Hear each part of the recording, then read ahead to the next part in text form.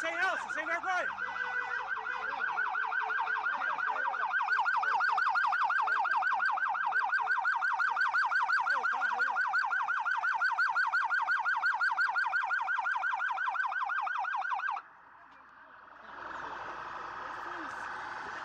Aê, vagabundo!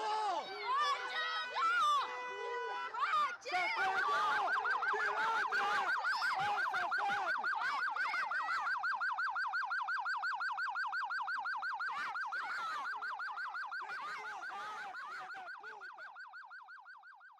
Sente, Yuri. Eu me envolvi numa parte, mas na outra eu sou inocente. Só um minutinho, peraí que nós vamos gravar. Tá ligado aí, né, Leandro? Foi você que deu a facada, Yuri? Não, olha pra lá. Usa o freio gravante. Pessoal, Cheguei no licença. local, Você não vai já falar nada. Acabou. Não, Você vai falar e acabou. acabou.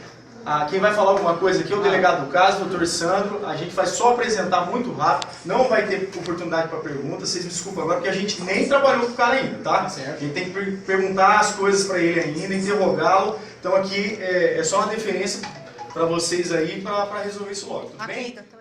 Pessoal, aqui é o meu trabalho como chefe da unidade, é único e simplesmente agradecer, primeiro, ao povo de Araxá, por ter nos munido de informações aí que pudesse levar à apuração desse delito.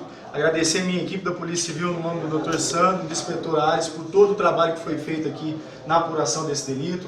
A Polícia Militar aí no auxílio, identificação e prisão do Igor. E hoje, principalmente, também um apoio vindo aí da Regional de Frutal, Dr. Vitor Hugo, na captura desse indivíduo na cidade de Uberlândia, tá?